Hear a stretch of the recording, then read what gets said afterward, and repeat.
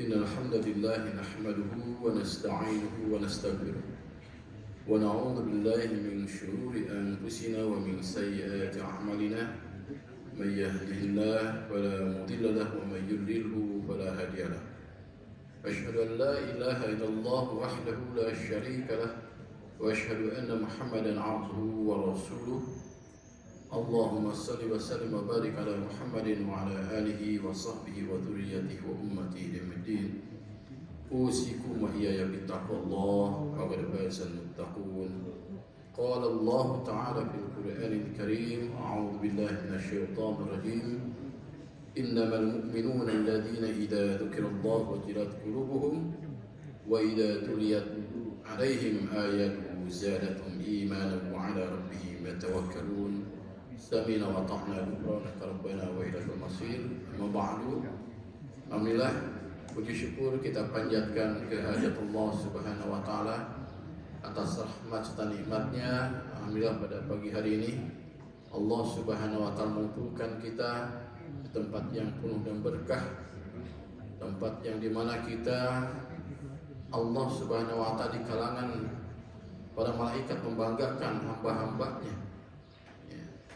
Saat orang lain mungkin masih terlelap tidur, atau mungkin ada yang sebagian disibukkan masih oleh perkara-perkara dunia, Allah Subhanahu wa taala memilih kita di tempat yang penuh berkah, dan ini menjadikan kebanggaan Allah di kalangan para malaikat. Unzuru ila ibadi, lihatlah hamba-hambaku, mereka datang kumpul di satu tempat-tempat yang dikatakan oleh Nabi merupakan taman-taman surga, sebagian dari taman-taman surga yang Allah Subhanahu wa taala akan berikan ketenangan, maghfirah. Bahkan pada pembahasan bulan yang lalu kita sudah menjelaskan bagaimana para malaikat pun berdoa kepada orang-orang yang duduk di masjid, Allahumma ighfir lahum, Allahumma arhamhum. Suatu kebanggaan buat kita. Ini suatu pilihan Allah. Saya yakin orang-orang yang hadir dimanapun di majelis ilmu, di rumah-rumah Allah, itu merupakan pilihan-pilihan Allah. Allah tidak memilih kita, mungkin Allah lelapkan kita dalam tidur kita, atau disibukkan dengan kesibukan dunia. Tapi Allah, alhamdulillah, dengan rahmat yang memilih kita untuk kumpul di tempat ini dalam rangka kita mengkaji akan ayat-ayat Allah, dan para malaikat senantiasa mendoakan orang-orang yang duduk bersimpuh di depan Allah, di rumah-rumahnya Allah. Bahkan dalam hadis dikatakan bahwa tidaklah kaki seorang hamba melangkahkan kakinya ke masjid melainkan satu langkah menghapus dosa, dan langkah berikutnya mengangkat derajatnya. Insyaallah, mudah-mudahan kita senantiasa istiqomah dalam terus mendekatkan diri pada Allah melalui amal ibadah kita dan mengkaji akan keluasan ilmu Allah dalam Al-Quran dan Sunnah.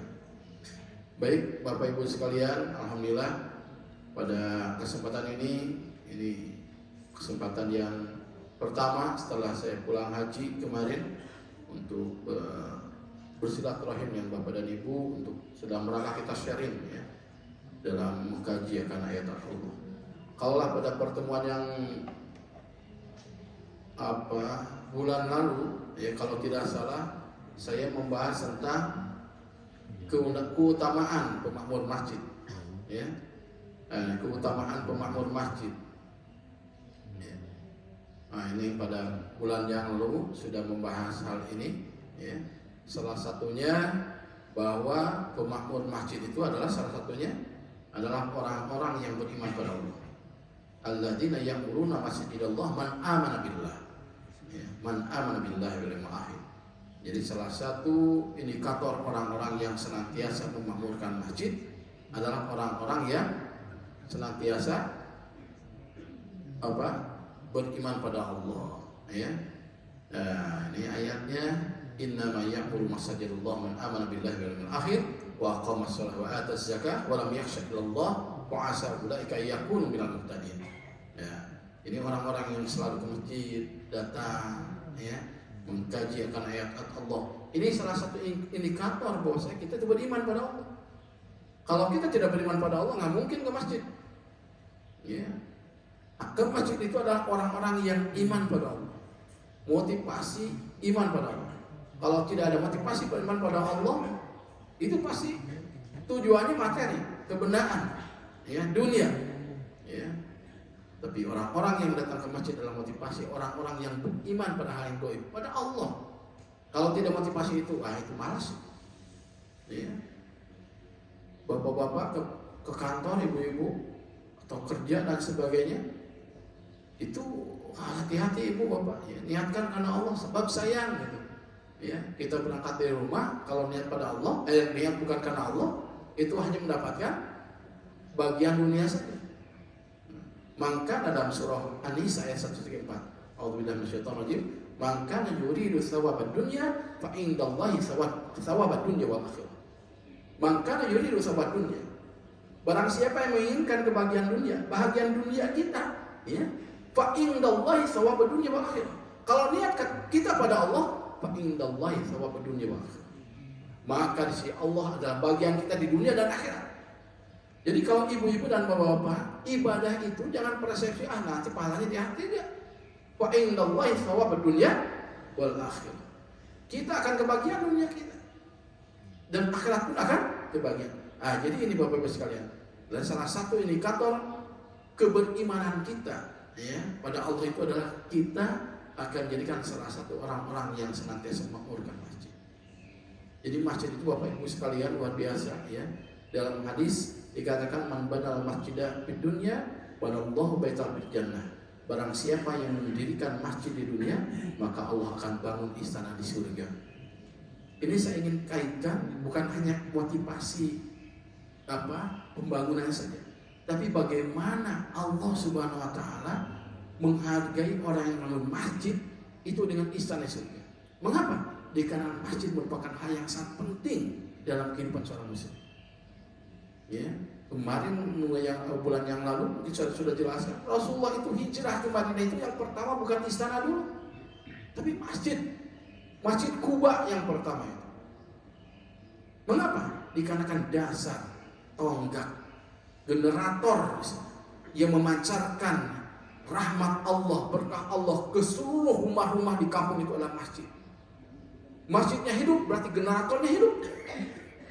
Kalau masjidnya tidak hidup, berarti generator yang memancarkan rahmat berkah Allah ke masing-masing rumah di sekitar masjid ini berhenti. Ya, apa itu kalau tempat istilahnya kalau untuk aliran listrik terus kita ada cadangan listrik itu apa namanya? Generator ya. Ya. Istilahnya masjid itu generator. Masjid yang makmur hidup itu hidup memancarkan cahaya-cahaya, mengalirkan cahaya-cahaya Allah, ya, nur hidayah Allah, rahmat Allah ke kampung-kampung ini. Ini sangat signifikan Bapak Ibu sekalian. Dan masjid itu bukan hanya masalah ibadah mados saja. Rasulullah mengatur strategi perang di mana? Di masjid. Makanya saat tidak relevan kalau ada pernyataan tidak boleh berbicara politik di masjid. Wah, itu melemahkan fungsi masjid. Ya, Rasulullah itu mengatur negara di masjid. Ya, tidak ada istana Rasul. Ya, di Madinah mana bekas-bekas istana Rasul? Tidak ada itu. Yakin, ya, tidak akan ada. Ya, sebab apa? Sebab di masjid. Ini. Jadi pembahasan kali ini, ya, kita menyambung pembahasan yang bulan yang lalu. Ya. Ini salah satu indikator pemakmur masjid adalah orang yang beriman. Lalu yang jadi permasalahan adalah yang beriman itu yang bagaimana? Ya, setiap sesuatu itu ada hakikatnya. Ya. Setiap sesuatu itu ada hakikatnya.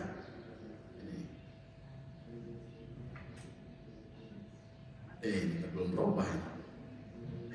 Ada yang bisa bantu saya ingin mengalihkan ini.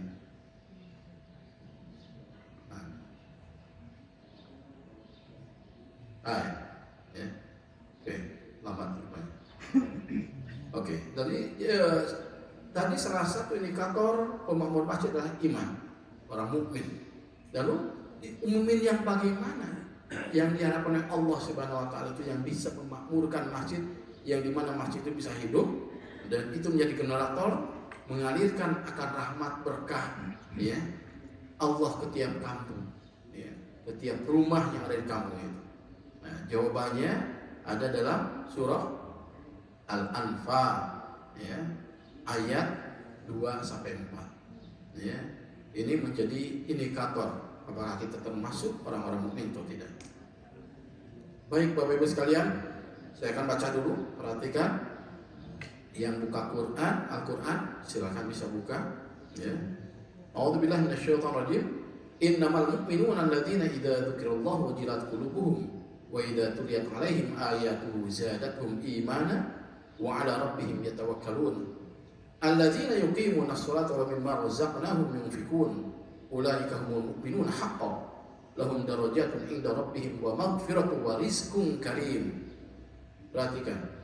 Dalam ayat ini Allah Subhanahu wa taala memulai dengan innama.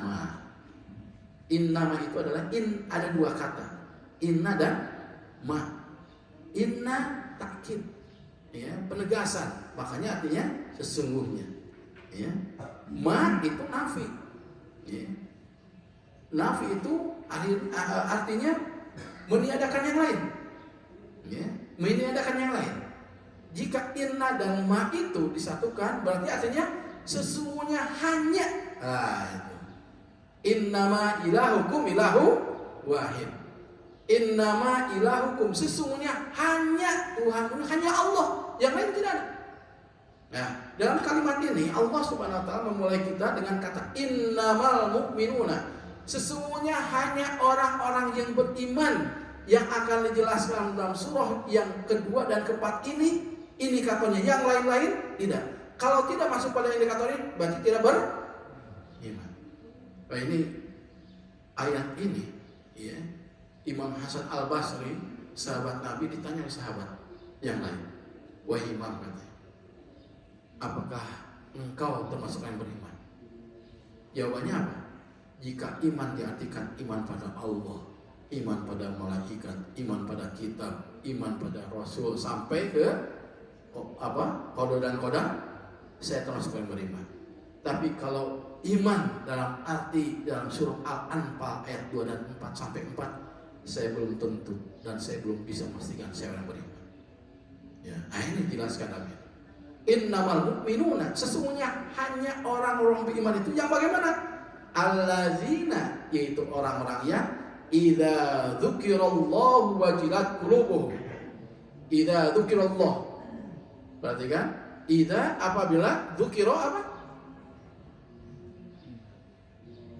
Dzukira fi'il madi majhul, ya. Diingatkan. Ya, diingatkan, dibacakan.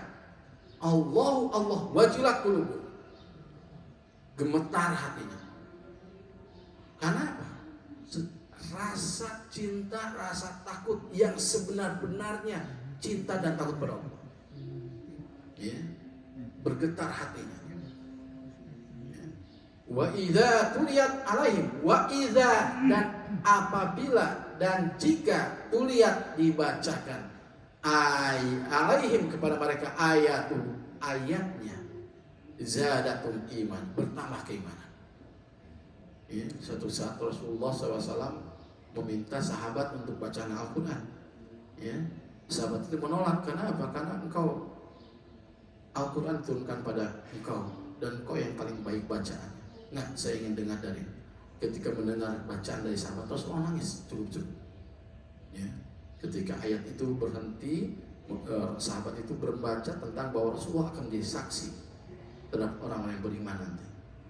Ya, itu membacakan tentang dirinya. Bayangkan, seseorang akan masuk neraka dan surga, itu salah satu saksinya Rasulullah nanti. Ya, pengadilan. Kita akan melalui itu Bapak Ibu sekalian. Ya, hanya mungkin kita belum sampai, sebagian masih menunggu di alam mana itu? Alam barzakh, alam kubur. Ya, Bapak Ibu sekalian, kita akan sampai ke sana. Kemarin luar biasa ya, pengalaman haji kemarin. Ini agak ini. Jadi membayangkan alam mahsyar lah gitu.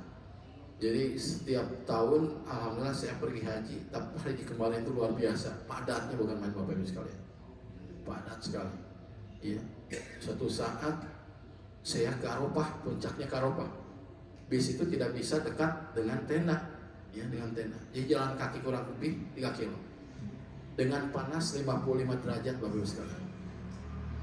Handphone saya ini, mohon maaf saya bukan pamer ya. Handphone saya baru, kenapa meleleh itu bawahnya? Ya, sampai copot itu. Ya. Jam tangan sampai dicabut sama saya. Sebab ada besinya, itu panas bukan main. Ya, panas bukan main. Kemarin mungkin viral banyak yang bergeletakan meninggal. Memang betul itu. Ya, itu luar biasa. Panas. Udah panasnya bukan main kemarin. Lebih dari tahun kemarin. Saya kemarin di Arafah jalan kaki luar biasa. Jauh. Kemarin 3 kilo, tapi panasnya bukan main. Itu panas, suhu udah 55 derajat. Belum lagi tambah suhu manusia. Sebab haji kemarin lebih banyak, haji tadi tahun ini lebih banyak pada haji kemarin. Lebih banyak lagi. Ya. Bahkan tahun 2030 nanti ibu-ibu kalau bapak-bapak pergi haji jangan mengira nanti di Mina akan pakai tenda. Tidak akan, sebagian sekarang sudah dibongkar tenda itu. Pakai apartemen, Mina Tower. Ya, supaya apa? Supaya pembangunannya vertikal, bisa menampung banyak orang kan gitu. Kalau tenda kan horizontal ya. Mina itu tidak bertambah itu. Ya, ada perluasan Mina bertambah misalnya kayak Bandung, Kabupaten Bandung bertambah misalnya. Enggak, tidak ada ya, segitu-gitunya. Makanya dibangun Mina Tower. Ya, kayak apartemen. Untuk apa? Untuk bisa menampung 2030 itu harus bisa menampung 6 juta jamaah, bayangin. Sekarang 2 juta apa? Udah repot itu. Ya, udah padat ya.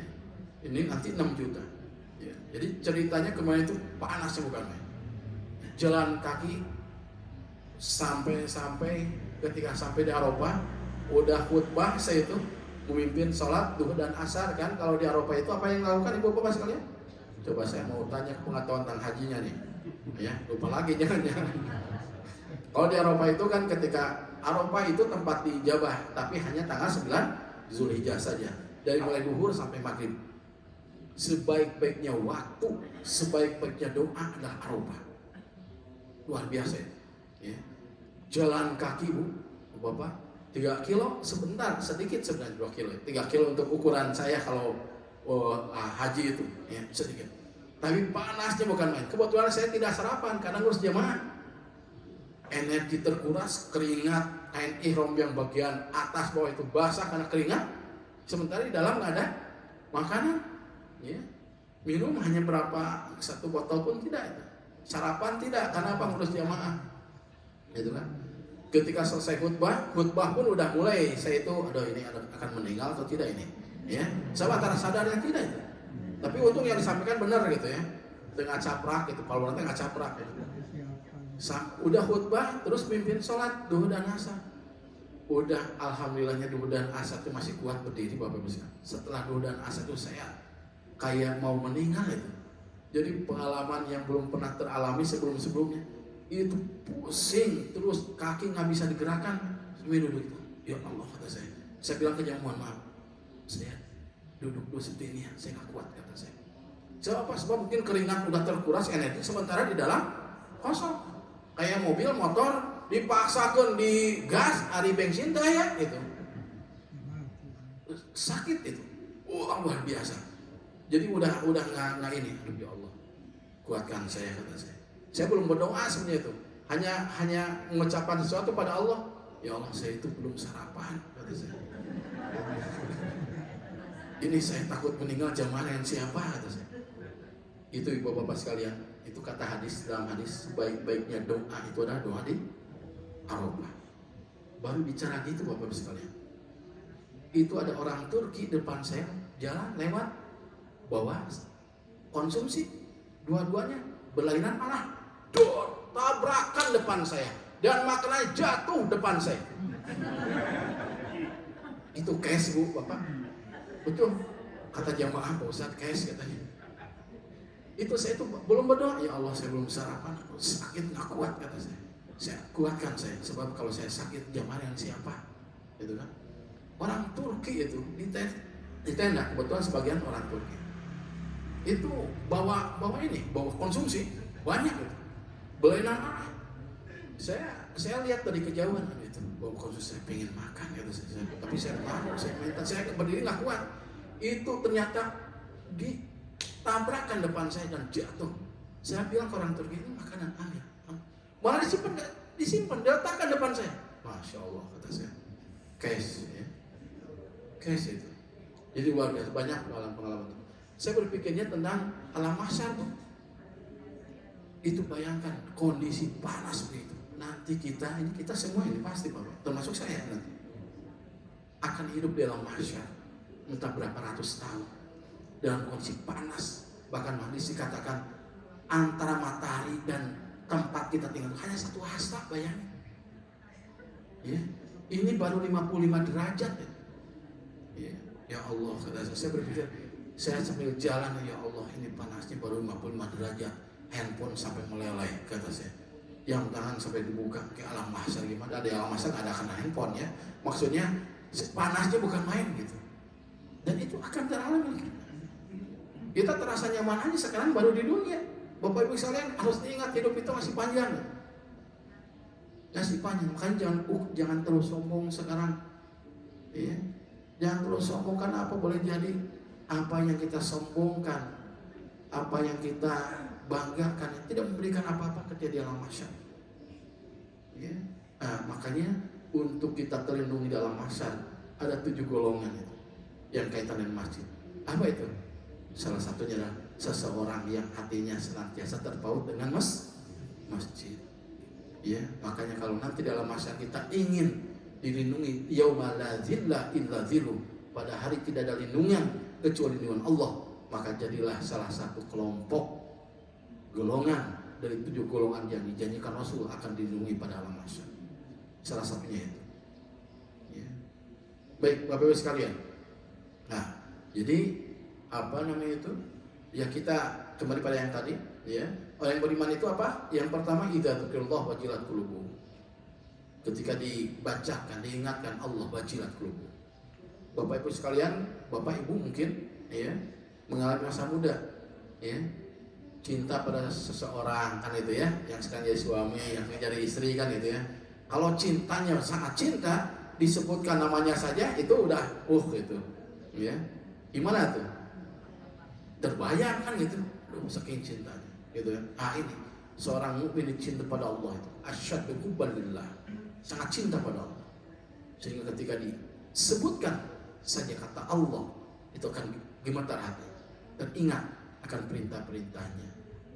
Takut akan siksa. Wa idza tuliyat alaihim ayatu zadatum imanan. Dan ketika dibacakan pada mereka ayat-ayatnya bertambah keimanan. Nah, ini indikator Bapak Ibu sekalian.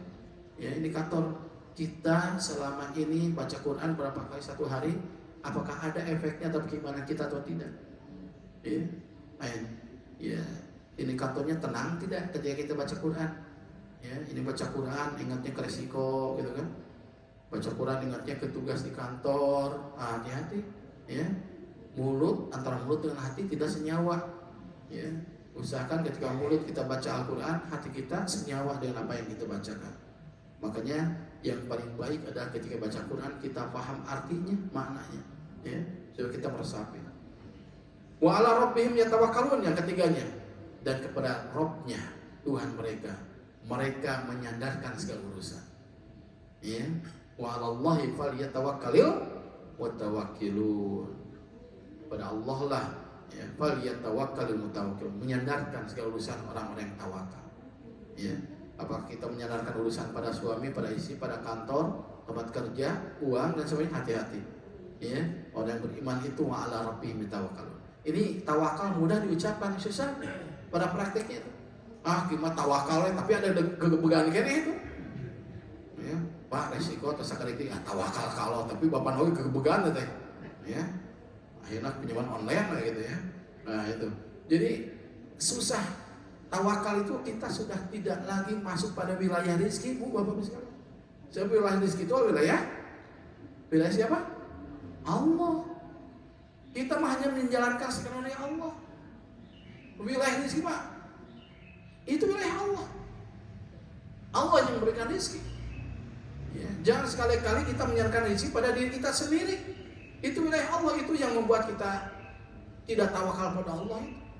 Kalau kita sudah memasukkan, kita hanya melaksanakan skenario Allah, perintah Allah, kita berusaha berdoa, udah itu nggak usah bicara masalah rezeki, tidak Allah. Adapun besar dan kecilnya itu kita terima, itu Allah yang Maha tahu. Jangan rezeki diukur dengan keinginan kita, itu yang jadi masalah. Ya, yang jadi masalah itu rezeki ukuran kita, jangan. Kita serahkan pada Allah. Kita harus menyadari, harus percaya bahwa Allah lebih sayang pada kita ketimbang pasangan kita, atau sampai lebih cinta pada kita ketimbang orang tua kita. Jadi apa yang kita terima itu kasih sayang Allah, dan Allah tahu itu yang terbaik untuk kita. Ya, wa ala rabbihim yatawakkalun. Berikutnya, alladzina yuqimunas shalah. Implementasinya ketika ingat pada Allah, baca ayat Allah, pertama keimanan, tawakal pada Allah, dia senantiasa on time dalam sholat. Jadi Bapak Ibu sekalian, sebenarnya saya seringkali mengkritisi waktu sholat itu antara adzan dengan iqamah kadang-kadang terlalu lama itu. Ya, terlalu bersahabat dengan yang lama. Sebenarnya dalam sunnahnya itu qomat itu kapan iqamah itu qomat itu dibaca? Ketika sudah ada imam. Jangan menunggu makmum. Ya. Ini kadang-kadang terlalu lama, kita kadang-kadang melalaikan awal waktu. Jangan ukurannya Masjidil Haram. Itu Masjidil Haram udah besar tuh. Dari Masjidil Haram oke, langsung 10 menit. Iya, itu maksudnya masa toleran. Jalan kaki dari pintu masuk ke tempat sholatnya pun berapa menit coba? Kan itu. Jadi justru harus bersahabat qomat itu dengan orang-orang yang tepat waktu, bukan bersahabat dengan yang lambat. Kadang-kadang lebih menghargai yang lambat ketimbang yang tepat waktu, betul tidak? Betul. Yang sebelum adzan sudah ada di masjid dibiarkan tenang, kan tunggu yang lain. Apakah ada jaminan yang lain yang di luar masuk masjid? Belum tentu. Makanya saya seringkali mengkritisi ketika adzan, mohon maaf, yang waktunya sempit, subuh, maghrib. Saya seringkali ini maghrib terlalu lama ini, kata saya. Waktunya lambat, waktunya sebentar. Iya.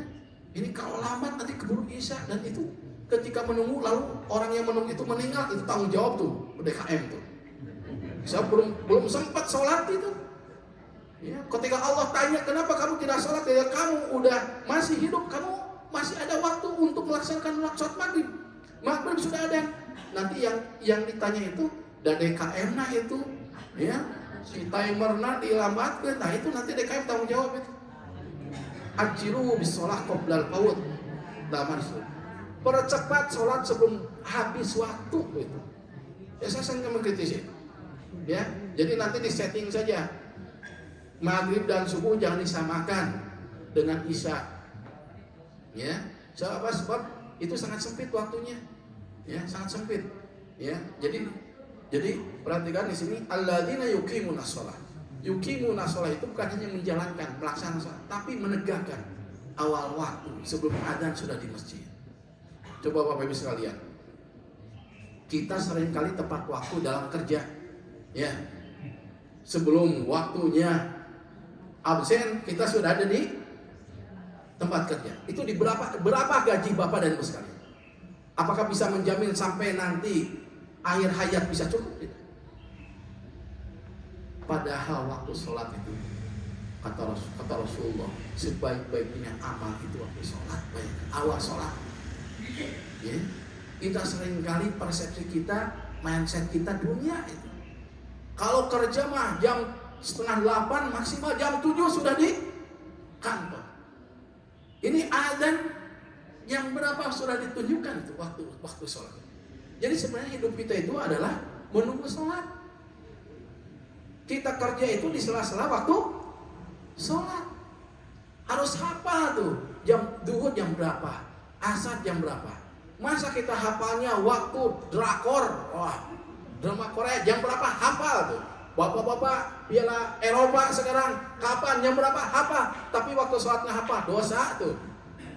Ya, duhur jam berapa sekarang? Aduh, duka tuh. Ya Allah, kata saya. Ya, jadi harus hafal betul. Duhur jam berapa? Jadi sebelum waktu datang waktu udah ke masjid. Ya, supaya apa? Supaya kita awal waktu. Banyak yang melalaikan, saya juga nggak tahu ini. awal-awal timer dari settingan itu dari mana itu? Ya, padahal sebenarnya kalau antara adzan dengan qomat waktu maghrib itu tidak ada qoblah itu, tidak ada sholat apa? Qoblah maghrib. Ya, itu yang idealnya itu ketika sudah ada langsung qomat tuh, seperti masjid Istiqomah. Ya, Isya pun sama seradan langsung qomat. Ada berapa 2 orang itu berjamaah itu. Allah tidak menghitung berjamaah harus 40, enggak. Sama pahalanya itu 27 itu. Ya. Adzan maghrib langsung qomat, adzan isya, adzan langsung qomat, adzan asar, adzan langsung qomat. Ya. Itu di Masjidil Haram itu ada jeda, itu menunggu yang jalan kaki. Sebenarnya seperti musim haji kemarin itu tidak ada jeda tuh, karena menghargai yang nunggu udah 3 jam tuh. Ya, jadi kalau bapak ada yang haji kemarin deh, ada siapa hadir di sini? Nggak ada. Ya, itu waktu maghrib ketika udah adzan langsung qomat. Ya, karena padatnya itu, kasihan yang nunggu udah berapa jam. Dan itu ideal. Saya tugas 3 bulan tahun yang lalu di Bir Ali. Itu di Bir Ali ketika udah adzan asar itu langsung qomat. Maghrib udah adzan langsung qomat. Karena apa? Karena memang tidak ada yang ditunggu kan di sana itu. Nah, sebenarnya itu yang ideal di Mekah, di Madinah itu hanya menunggu waktu jalan kaki saja. Kan jalan halamannya juga luas kan. Nah, itu menghargai orang yang sudah ke masjid jalannya. Ini mah jangan menghargai orang yang masih di rumah. Ya, Allahu Akbar, Allahu Akbar. Namanya gugahnya tuh pasti rawasnya itu sangat dihargai ketimbang orang yang sudah tunggu di masjid lama-lama kan itu. Nah, itu jadi ini saya mengkritisi saja ya. Jadi sebenarnya sunnahnya itu qomat itu adalah ketika sudah ada imam makmum. Imam ya. Nah, alladzina yuqimunas shalah. Nah, ini indikator keimanan. Wa mimma razaqnahum yunfikun, dan dari apa-apa yang telah kami karuniakan mereka infakkan. Nah, ini kepedulian sosialnya. Ulaika humul mu'minuna haqqan. Ah, perhatikan. Ulaika, mereka itulah al mu'minuna haqqan, orang-orang yang benar-benar beriman. Ada 5 indikator ini. Ya, jadi berat sebenarnya kita itu. Ya, kata Imam Hasan Al-Basri, itu jika iman hanya iman pada Allah, malaikat, kitab dan sebagainya, itu saya termasuk beriman. Tapi kalau iman dalam arti dalam surah Anfal ayat 2-4, saya belum pasti apakah saya termasuk orang yang beriman atau tidak. Nah, berikutnya, lahum darajatun inda rabbihim wa maghfiratun wa rizqun karim. Jika mereka sudah memiliki 5 indikator ini, kata Allah apa? Lahum darajatun inda rabbihim. Bagi mereka derajat di sisi Tuhannya. Ya. Bukan hanya itu, wa maghfiratun, maghfirah dari Allah, diampuninya dosa kita. Dan yang terakhir, wa rizqun karim, dan rizki yang mulia, yang nikmat, yang terasa oleh kita. Ah, ini. Ah, jadi kalau kita skemakan Bapak Ibu sekalian seperti ini, ya. Ah, perhatikan. Al-mu'minuna haqqan. Mukmin yang sebenarnya itu adalah yang pertama, idza dzukirallah wajilat qulubuhum. Ya.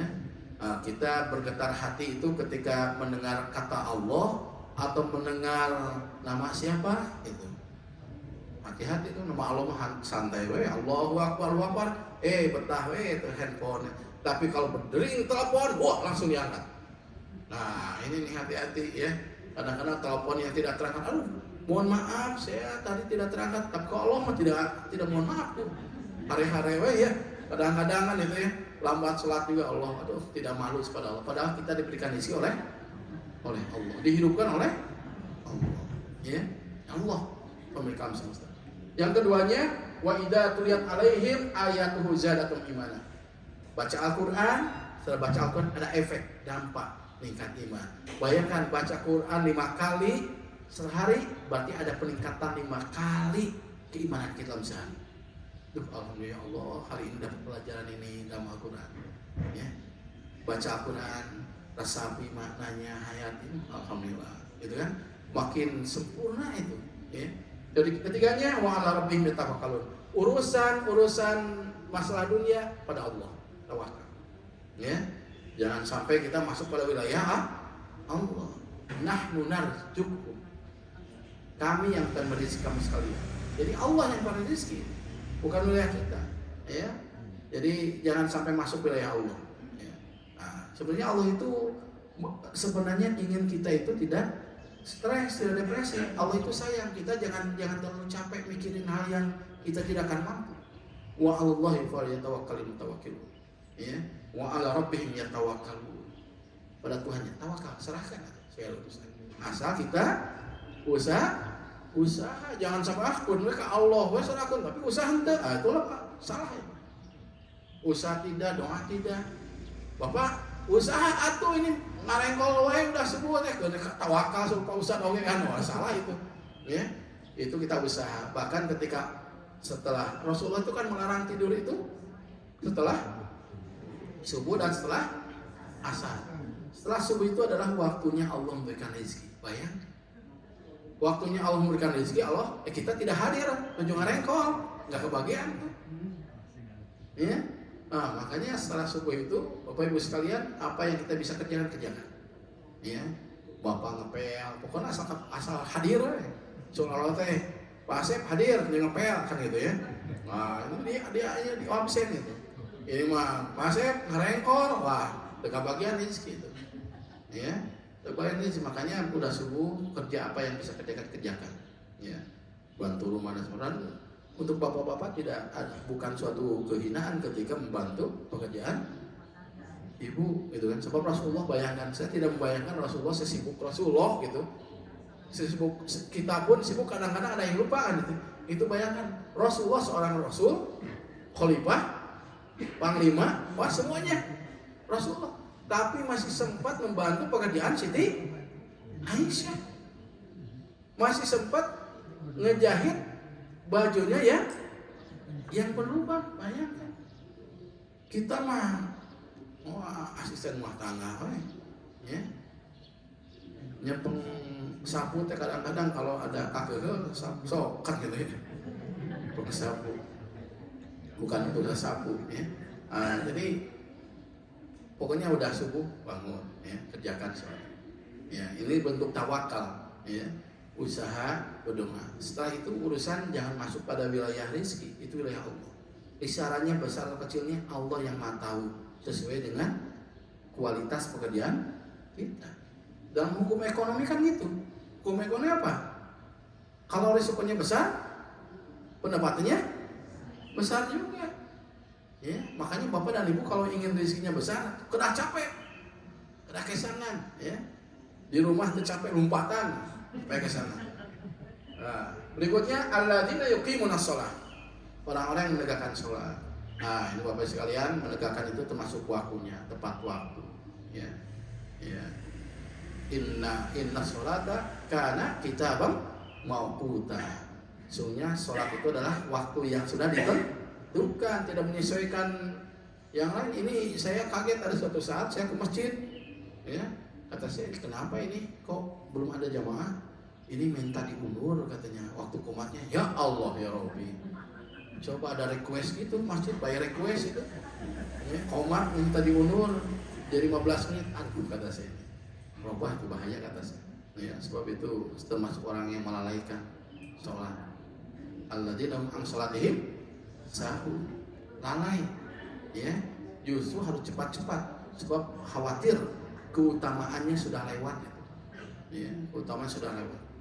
Berikutnya wa mimma razaqnahum yunfiqun, dan mereka menyisikan sebagian dari rezeki yang Allah karuniakan pada kita, ya pada orang yang beriman untuk menginfakkan.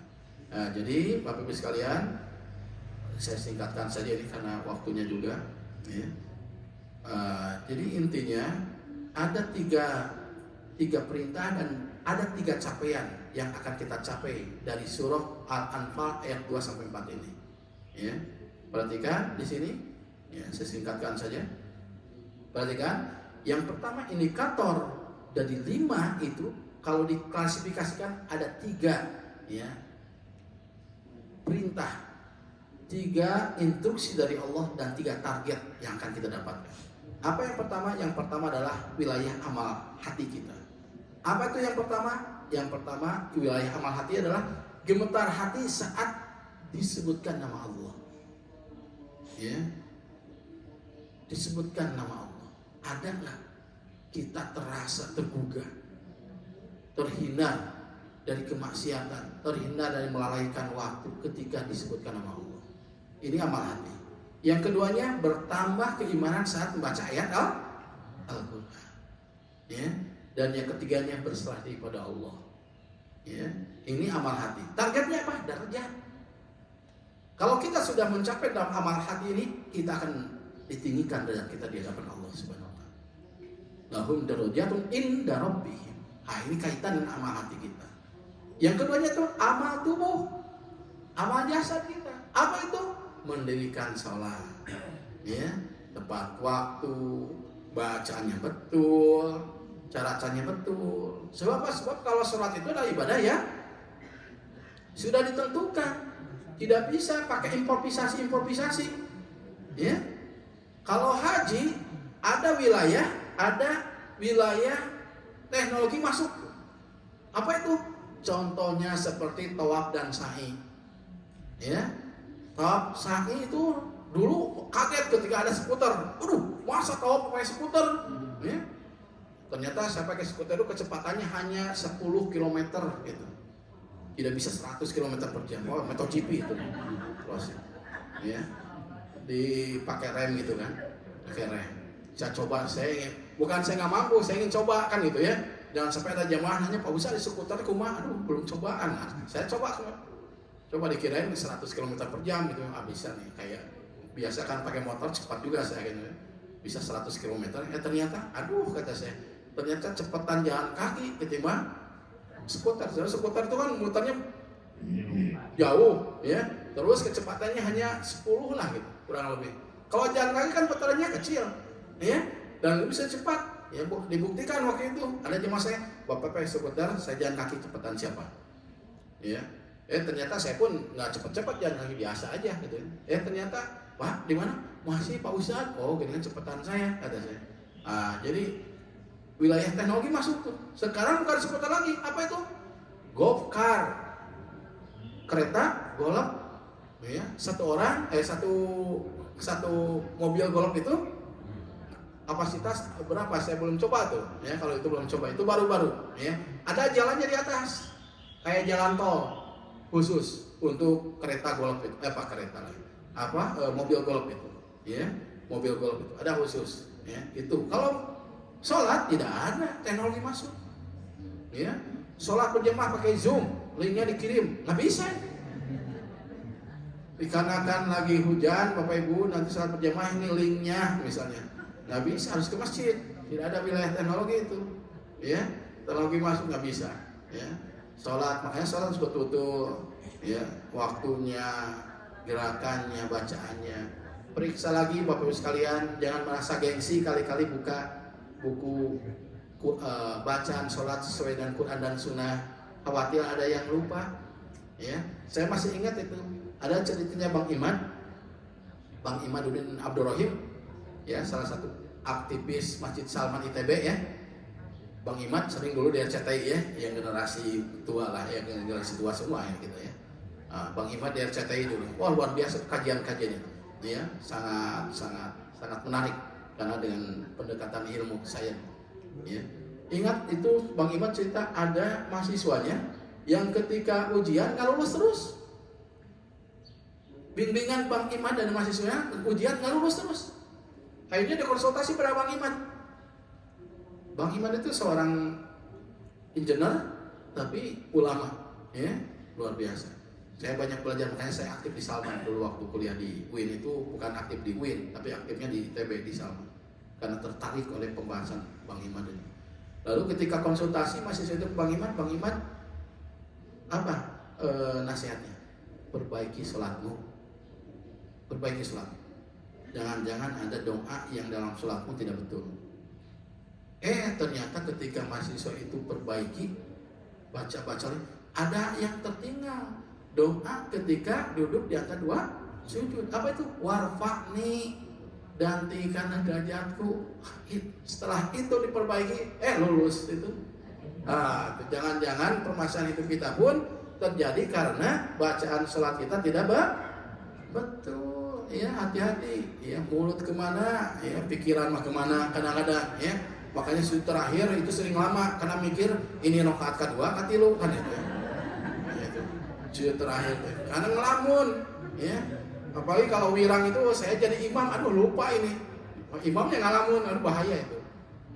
Ini rakaat ketiga, keempat. Apalagi kalau duhur tuh, lagi sibuk-sibuknya kerja, banyak pikiran, lalu jadi imam. Makanya kalau saya jadi imam dulu, yang lain aja kata saya. Bukannya ini kan kalau duhur dan asar mah paling mudah itu imam itu. Karena apa? Karena silent. Ya, diam, nggak mau baca apapun, nggak tahu kan makmum itu. Itu kadang-kadang kalau duhur, yang lain aja. Karena apa? Karena banyak pikiran gitu ya. Khawatir rakaatnya jadi 3 atau 5 gitu kan, opor nanti ya. Jadi seringkali gitu ya. Itu kembali pada yang tadi, amal tubuh mendikan sholat. Itu yang kedua. Targetnya apa? Tujuannya apa? Maghfirah. Sebab apa? Sebab antara sholat yang sholat itu adalah kiparat terhadap dosa-dosa kita di antara dua waktu sholat tersebut. As-salawatul khamsu wal jum'ah kafaratun lima bainahuma. 5 waktu sholat dan Jumat pada Jumat berikutnya merupakan kiparat terhadap dosa-dosa di antara keduanya. Apalagi sekarang bulan Muharram, besok tanggal 9 Muharram, Selasanya tanggal 10 Muharram. Disunnahkan, yang sunnah muakkadnya adalah tanggal 10 Muharram. Lebih baik lagi tanggal tasu'ahnya, tanggal 9-nya tahun ya. Itu 1 tahun ke belakang dihapus dosanya, di-delete sama Allah. Ya, makanya saya ingatkan ya, 9 besok hari Senin, 10-nya hari Selasa ya, Tasu'a dan Asyura ya. Sunnah muakkad itu bapak dan ibu yang sehat ya, bangun sahur lalu sahur ya, insyaallah. Nah, berikutnya yang terakhir adalah yang tadi amal hati, amal tubuh, dan yang terakhir amal harta, berinfak ya Allah. Itu balas apa? Rizkun karim, rizki yang mulia. Inilah rizki yang sebenarnya yang bisa menyelamatkan kita dunia dan akhirat. Kita seringkali terbalik, yang ada di rekening, yang ada di dompet itu rizki kita. Salah, justru aset kita itu aset yang kita infakkan, wakafkan, sodakohkan, ya, menanggung anak yatim, itu aset kita itu. Ya, jangan sampai kita termasuk orang yang salah, rugi. Dikiranya apa yang kita miliki dunia itu bisa menyelamatkan kita. Tapi ketika nanti di akhirat ternyata tidak ada aset kita. Justru kita harus menjadi orang yang cerdas, kata Rasulullah. Salah satunya adalah orang yang berpikirnya akhirat terus. Aduh, perasaan saya belum ada tabungan akhirat hari ini. Ya, subuh, sedekah, infak. Itu aset yang sebenarnya. Ya, aset yang sebenarnya. Jangankan kita, Rasulullah saja. Ada seberapa dinar sampai Rasulullah keluar dari masjid cepat-cepat. Mungkin Rasulullah juga sama manusiawi. Ketika sholat ingat ada uang di rumah. Setelah sholat asar langsung keluar. Lalu tidak lama kemudian masuk lagi Rasulullah. Apa yang Rasulullah bicarakan di hadapan sahabat? Sahabat, saya punya uang di rumah, saya ingat ada uang. Ya, siapa di antara anda yang memerlukan bantuan saya? Ini khawatir uang saya tidak memberikan manfaat di akhirat saya, saat di akhirat untuk saya kelak. Bayangkan, setingkat Rasulullah. Ya, apakah kita sudah sampai seperti itu? Wah, terbalik kita mah. Ya, berbalik yang ada disebut-sebutkan gitu ya, bahkan minta sumbangan kan, BLT misalnya gitu ya, tapi insya Allah nggak ada kalau di sini. Baik Bapak Ibu sekalian, jadi ini ya, dari 5 itu kalau kita klasifikasikan ada amal hati, amal tubuh, dan amal harta. Amal hati berupa apa? Gemetar hati kita terus hati itu perlu riyadhah, ya, perlu riyadhah, kita makin ma'rifatullah. Makanya harus ada materi tentang ma'rifatullah, pengenalan pada Allah supaya kita makin dekat dengan Allah. Ya, ketika terdengar kata Allah, terdengar azan itu Allahu Akbar, cepat-cepat. Ya, gemetar, malu sama Allah, malu. Ya, Allah yang senantiasa tidak melihat kita berbuat maksiat, Allah terus memberikan rezeki. Kadang-kadang malu, ya Allah, Saya tersadar setiap hari maksiat, dosa, tapi Allah tidak pernah lupa, tidak pernah telat memberikan rezeki kepada kita. Ya. Nah, amal hati gemetar, bertambah iman saat membaca Al-Quran, bersarif pada Allah akan berderajat. Amal tubuh menunaikan sholat akan dapat maghfirah. Dan yang ketiganya amal harta berupa infak, Allah akan balas dengan rizkun karim, rizki yang mulia. Baik Bapak Ibu sekalian, itulah mungkin tausiah saya pada subuh hari ini. Mudah-mudahan ada manfaatnya. Yang benar mutlak dari Allah, yang salah mutlak dari kekeliruan dan kebodohan diri saya sendiri. Marilah kita di akhir tausiah ini kita sama-sama bermunajat kepada Allah Subhanahu wa taala. Semoga Allah Subhanahu wa taala memasukkan kita pada kriteria orang-orang yang beriman, dan semoga kita menyelamatkan anak dan keturunan kita supaya mereka pun termasuk orang-orang yang beriman yang bisa berkumpul kembali kita saat nanti di yaumil akhir. Rabbana zalamna anfusana wa illam taghfir lana wa tarhamna lanakunanna minal khasirin. Rabbana faghfir lana dzunubana wa kaffir anna sayyi'atina wa tawaffana ma'al abrar. Rabbana zalamna anfusana wa illam taghfir lana wa tarhamna lanakunanna minal khasirin. Rabbana hab lana min azwajina wa dhurriyyatina qurrata a'yun waj'alna lil muttaqina imama. Allahumma ighfir lana wa liwalidayna warhamhum kama rabbawna shighara. Rabbana atina fid dunya hasanah wa fil akhirati hasanah wa qina adzaban nar wa adkhilna jannata ma'al abrar ya aziz ya ghafar ya rabbal alamin. Rabbana atina fid dunya hasanah wa fil akhirati hasanah wa qina adzaban nar. Billahi fi sabil haq. Assalamualaikum warahmatullahi wabarakatuh.